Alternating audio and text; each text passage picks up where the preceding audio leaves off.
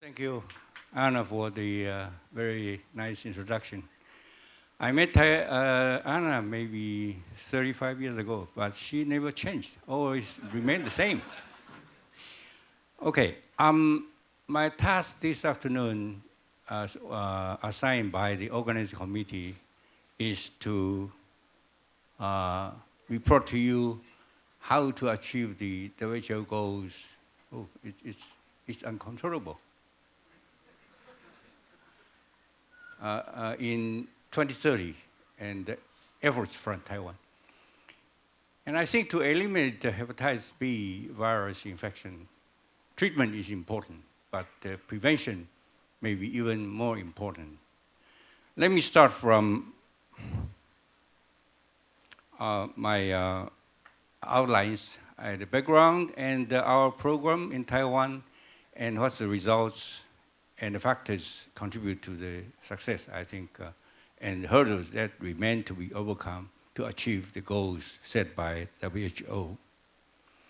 And let me start from reviewing the history, perhaps I should, this way, okay, of HBV development and Taiwan's relevant actions.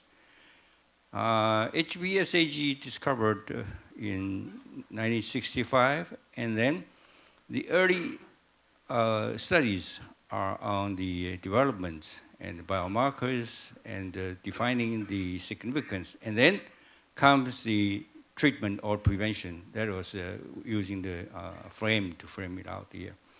And the yellow part in the bottom is the actions taken by academia and the government in Taiwan. And first decades, maybe natural history, and then long before the treatment of first one is interferon, we started to have vaccination. And then the reimbursement of the treatment, and then we face the problem of population screening. And this is the very early studies, maybe about 40 years ago. This is difficult to control. Okay. We know that in Taiwan, the chronic hepatitis and cirrhosis and SCC, HBsAg positive rate can be up to 80 to 90%, in contrast to healthy person or metastatic liver disease, that is around 15 to 20%. Okay.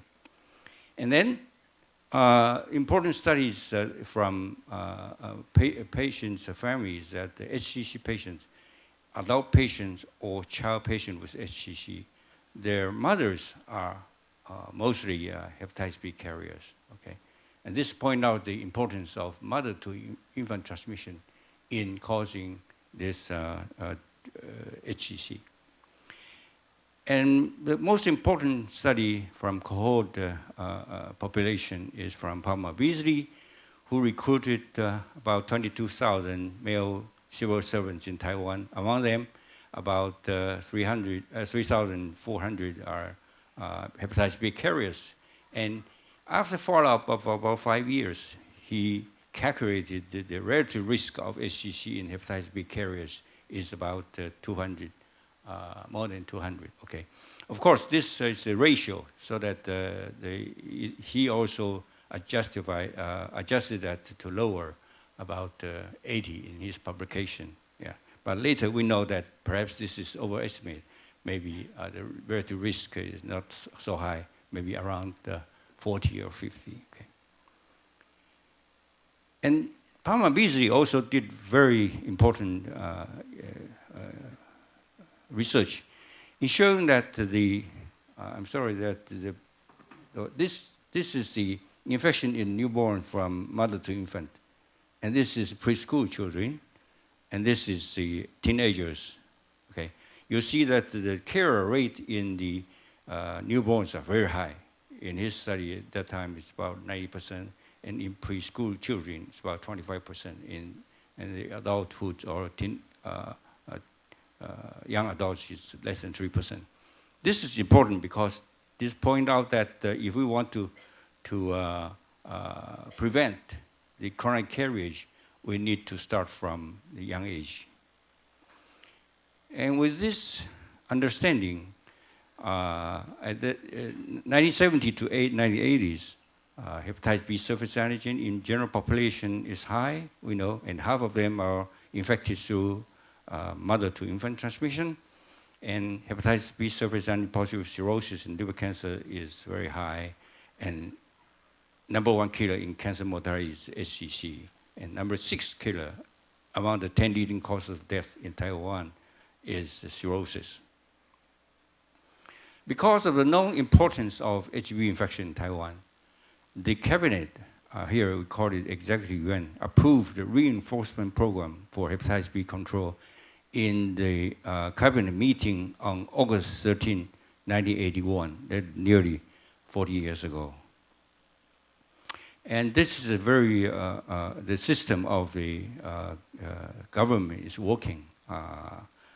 It's the cabinet here, and the National Science Council for Research, and the Department of Health for Health Education carry out the public health program, and all other ministries are also working together to fight the hepatitis B in this country.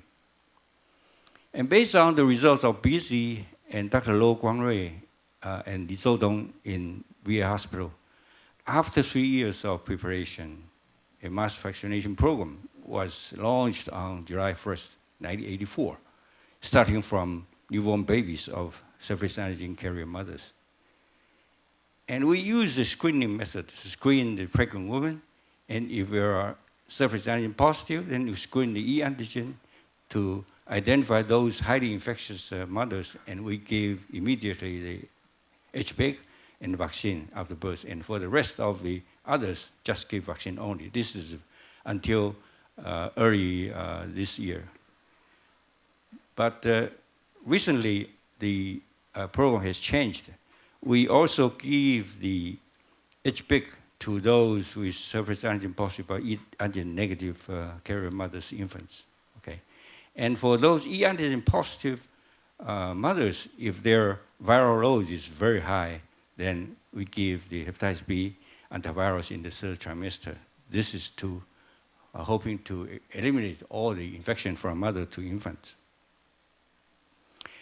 And this is priorities of our vaccination. The first 2 years, infants born to surface carriers, mothers, and from the third year, or HBsAg positive and negative, or newborns covered. Okay.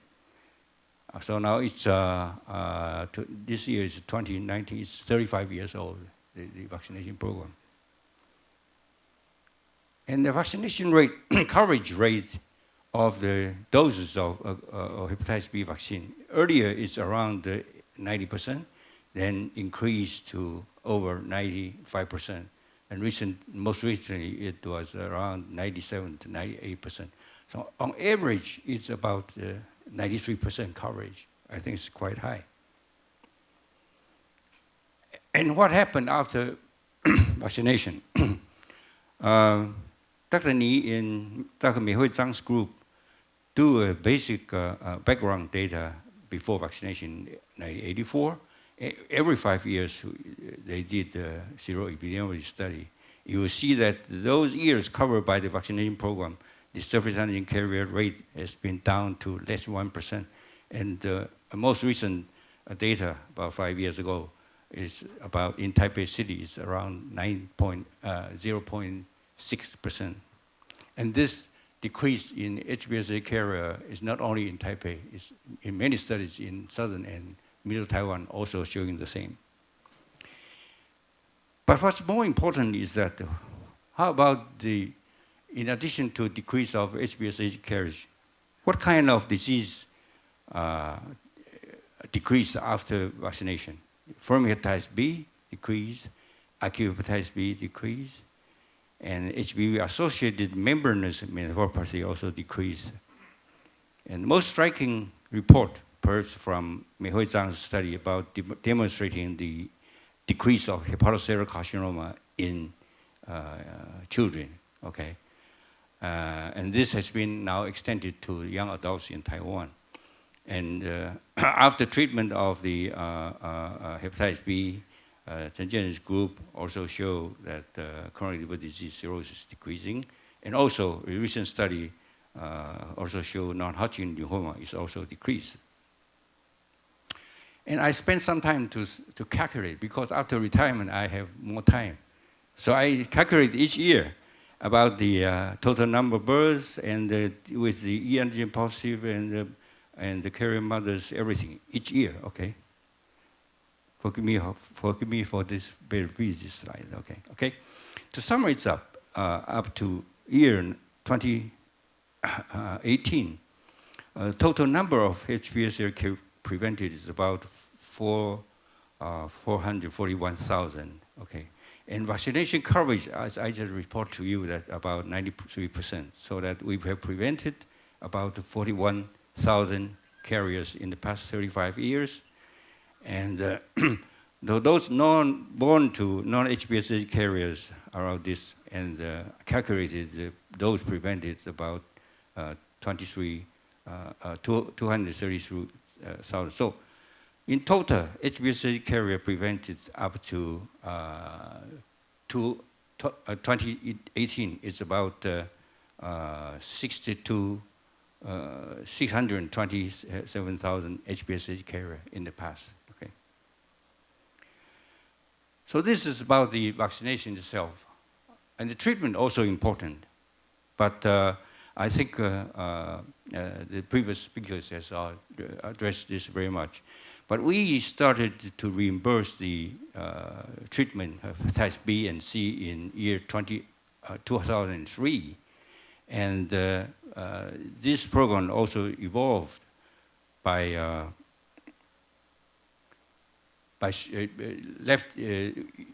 changing the drugs and changing the criteria. But now we can use almost all the available drugs that is reasonable for treatment by reimbursement. And CJ Chen's group estimated that after the government taking action of this vaccination and the treatment, the cirrhosis and HCC mortality and incidence all decreased. This was published in 2015, Journal of Hepatology, okay. So this is the vital statistic from Health Promotion Administration, that the HCC, chronic liver disease cirrhosis mortality rate decreased from 1981 to 2014, about 40% decrease. And if you look at the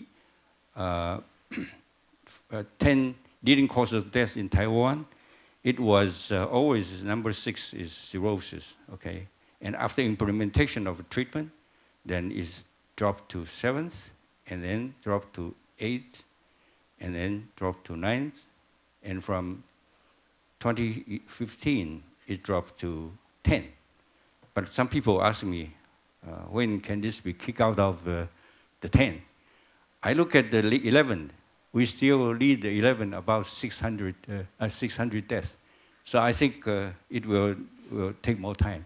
I would say maybe 5 or 6 years later, maybe no more liver disease, cirrhosis and chronic liver disease will be out of the 10 leading cause of death.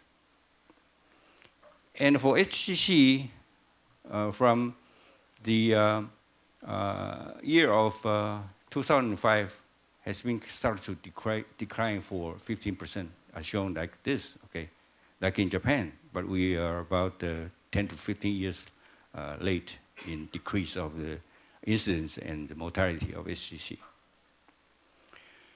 And what the factors attributed to the success of the program? The first is government's determination, and I think the program is quite well designed, and effective implementation, appropriate assessment, and we are a small country with good household registration and has an excellent public health delivery system. People are generally well educated and most understand the importance of vaccination and treatment. I say mostly because some of the very stubborn people, they just refuse to be treated, okay.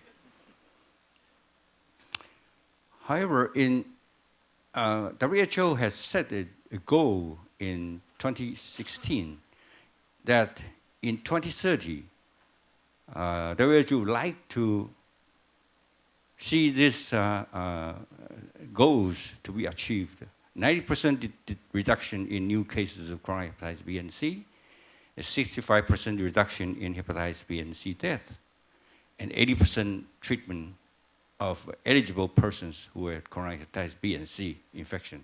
Okay, this is personally think this is quite an ambitious goal. But anyway, you set the goal so high, maybe you achieve here. You set the so low, then you'll be going. So it's not bad, okay. But for us, because we started the control 30 years ago, it may be some advantage for us.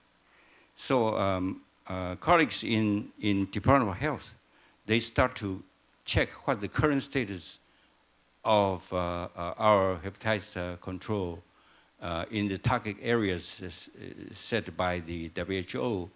And we found that in the year of this year, that the chronic liver disease and cirrhosis decreased only 38%, and HCC decreased 44%.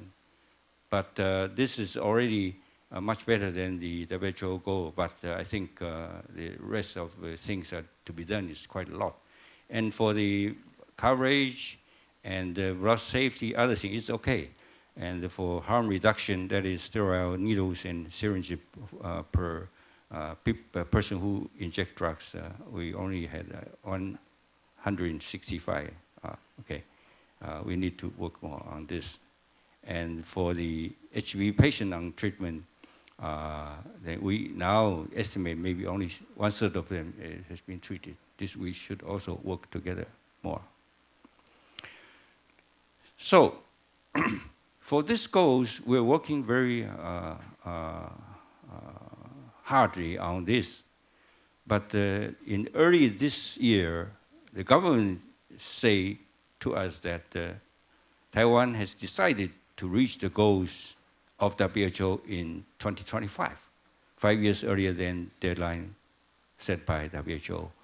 This is also very ambitious for us, although I think it will be much easier than the other countries. Yesterday, Bob G said in the US it's 2050 or something, okay, yeah. But we should not look at the US. We should look at ourselves. I think, but we still need to work very much on this, okay? So what hurdles remain to be overcome in this country? The issues are that people do not know they are infected, so we need screening, okay? We screen quite a lot, but the systematic or population screening, I think, is still to be organized, okay?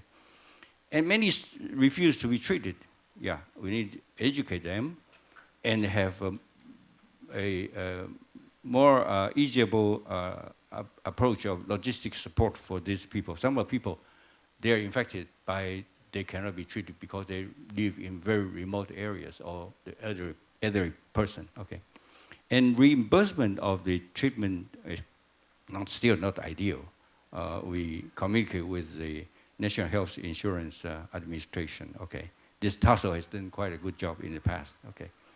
And the existing data of people who have been screened before are not well utilized because many organizations, they screen, had the data, but we have to coordinate among these different organizations, including the non-government organizations, okay? So we need to have this. Although it's just 4 items, there's a lot of work to be done. And of course, need all the TASL members and the health care providers to help this country.